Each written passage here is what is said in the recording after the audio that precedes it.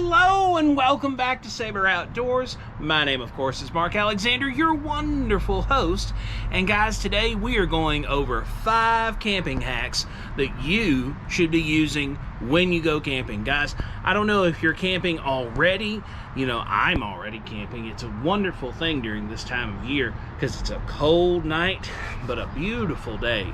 I think this time of year is the best time to go camping, but maybe you want to go camping during the summer, maybe you're waiting for fall, or maybe you're a nut like me and you want to go camping in the winter. But this video is to show you 5 things that I have come up with or I have seen out and about to help you better be able to camp, help you better be able to organize, to be able to take more stuff, to compact your stuff, to be able to be comfortable while you're out there. Guys, I'm not going to show you anything that's like ultra expensive, but we are going to have stuff that is well thought out. And speaking of that stuff, well, let's get started with our first thing, which is the first thing you should do whenever you're thinking about doing camping things is to buy a storage box. Guys, I have this big, nice storage box right here, and everything I need is inside of it to go camping. So when I'm ready to go camping, all I have to do is pick my box up, boom, set it in the truck, and I'm ready to go. I don't have to think about, did I forget my tent? Did I forget my this? Did I forget my that? It's all here. Now, I will tell you, the first time or two that you go camping, you might forget something. But when you go camping with this kind of setup, all you have to do is the next time, or if you happen to be close by home, you can be like, okay, next time I will put the thing in here so that I can have whatever item it was that I needed. But when you're finished, all you have to do, take this out and store it. Not a problem. Not a big deal whatsoever. Now, guys, that's an easy one. I'm going to give you an additional one while I'm thinking about it. And that is, if you're hauling your container with all your camping stuff in the back of a truck, don't haul it just like it sits. I bought a really good container with good tops. But if you don't have good tops, if you bought an extra cheap container, which is, you know, that's your business if you want to do it, all you have to do is take a ratchet strap, put that ratchet strap on your container, and then tighten it down.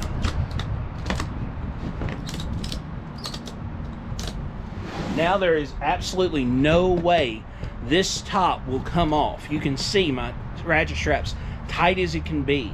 And that didn't take me 2 seconds, and it may save me not only losing the top of my container, but anything that might be in my container that I might not want to go flying across the highway or on the road or on the trail or wherever it is you happen to be. But guys, all you have to do to open these, boom. And if you're in the back of a truck, you don't even have to take it out of your truck. You can do just like I just did, whoop it off, throw it back in there. But guys, let's get into what's inside of the container so that we can be able to tell you all the hacks.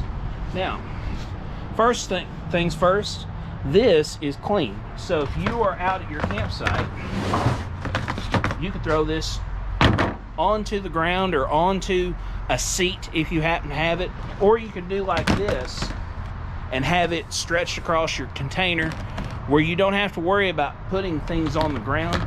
You have a pseudo table there to work with. Just more extras. But the second actual hack of this video, guys, use compression bags on your pillows, because you can see my pillow is now relatively small. It packs in there easily. I could probably, pillows like this, I could probably take 3 of them with the way this setup currently sets. But all I have to do when I'm ready for these to come out is I have to open them just like you would a Glad bag.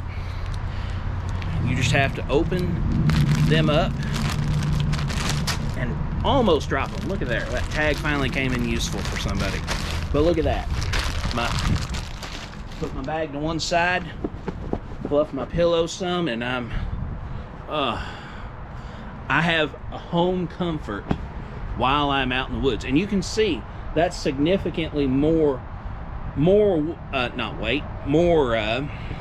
bulky without being in the bag. Now when you put this in the bag, take that off. You do not need a vacuum for these. That's what this is. It's just a vacuum seal bag. It's a cheap one I bought years ago. But all you have to do is get a corner started and start stuffing. Start stuffing her in there. And boom, she's back in there. Stuff her down just a little bit so the pillow doesn't get caught in the zipper. And then I always zip one direction, and then I take my thumb and forefinger and zip the other as well, because I don't want this to mess up. And then I start compressing. Now if you boom hit that, you might bust the zipper, but just give it a nice warm hug. And without even going very far, you know, I can kind of work my bubbles out. Look, already it's that much thinner. It's that much easier to work with. And I still have got more to go. If I wanted to, I could set it there.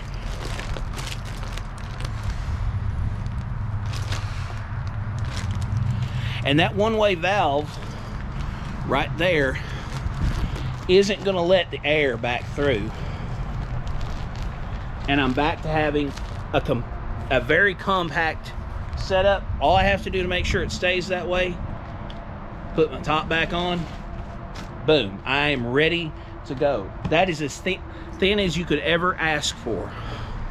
And that took what, 20, 30 seconds? Not a lot of time. We'll set this to one side and we will get to 3. What's this? 3. All right, so let's move this out of the way because it's not my hack. So my next thing is my sleeping bag. My sleeping bag has 2 hacks. So one hack is, you see these belts all the time at thrift stores across America. All they are, they don't have no holes. They're belts, I don't know the right name for it, but they're belts with those 2 rings on it, like this, or they're belts that for some reason the compression of a piece of metal against another piece of metal makes them not undo. Guys, this is a nice compact package for me to be able to use in order to go, cool, I have a large double sleeping bag, because this will sleep 2 people. This 2-person bag is a nice compact item, but it's by far my bulkiest item, but it's easy to take care of because of having these 2 belts on it. And you could use the belts for any number of things. You could use it for your tarps. You could use it for your shelter. You could use it to make yourself things like seats or tripods or any number of other things. Guys, these belts are usually super cheap at Goodwill's, St. Vincent de Paul's, any number of other cheap places. These are the thing to have. And all it takes to undo them is just to grab hold of them and loosen them up. They were good and tight before, but with minimal effort, 1 off, and again with minimal effort, 2 off. Not a problem. Now, what if you are a larger than average individual like myself? What do you do if you find a sleeping bag but you can't find one quite big enough for you? You do this. So guys, this is something that if you're a longtime member, you already know. But if you are not, this is about as wide as this sleeping bag usually is. But guys, sleeping bags, all sleeping bags have a secret. And that secret is any two sleeping bags of the same type will zip together and make you one giant sleeping bag. Or if you're somebody that wants to sleep with your partner, it will make you one sleeping bag you can both sleep in. Watch this. I will disappear into this sleeping bag. It'll be amazing.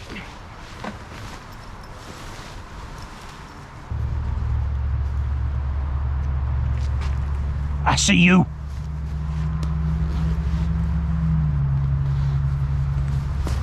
Guys, this is really good, especially for plus-sized individuals like myself. We could take this and zip it up good and tight. Guys, that's so comfy. Ah, and I could even unzip these to get my hands out. And this goes way past my feet, way past. But guys, a double sleeping bag for a portly individual like myself, you might be able to get away with 2 cheap sleeping bags rather than having to be forced to buy a double sleeping bag or a 2-person sleeping bag. But understand though that this does not make up for a cheap sleeping bag not being rated for really cold weather. This is no warmer because of this setup. And speaking of not being warmer, I'm getting warmer, so I'm gonna go ahead and slip out of this. We'll get to our next hack. All right guys, for hack 5, we're gonna have to go on a short field trip right over there. Don't run off. All right guys, so our next and last camping hack involves these 3 nails. And unfortunately, you can see we're in a residential area. I cannot light a fire in this area at the moment. So what we're gonna do, we're gonna use this red shirt as our stand-in fire. So down she goes. And I'm gonna put you looking at our fire and I'll show you the hack. All right, now, so we have our red shirt representing our fire. Now, our fire is there. Now, I've got my cast iron pan here. I always wrap it in a little bit of plastic so that way it stays as clean as we can get it. Because guys, while I love camping, camping's not a super clean activity. But if I wanted to, I could put my cast iron directly on that fire. It will work. It will heat, it will do. Cast iron is super forgiving. But this is all gonna be super duper hot if I do that, if I put it, boom, right on the fire. I may not remember to bring a glove, to bring something to get this off. So what I do instead, I take 3 10-inch nails, and before I start my fire, I take my nails and I put them in there. Now, 3 nails is the perfect amount, because you saw I didn't measure a thing, and I can take my pan and boom, it'll work. It doesn't wobble, it doesn't go anywhere. Now, what if I did 4 or 5 instead? So let's just pull these and show that difference. So let's put 1, 2, 3, 4.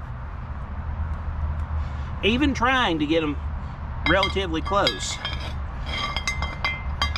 it's not going to be as good, because even now it's balanced, but a little bit of work. If I had my spatula trying to work food or whatever, it's not going to be balanced, and likely it's going to go, and on the ground it'll be.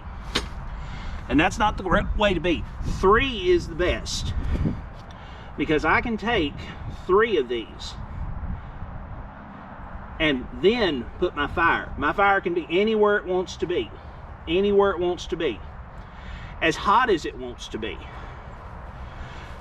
Be all around that. It's not going to be hot enough to melt those.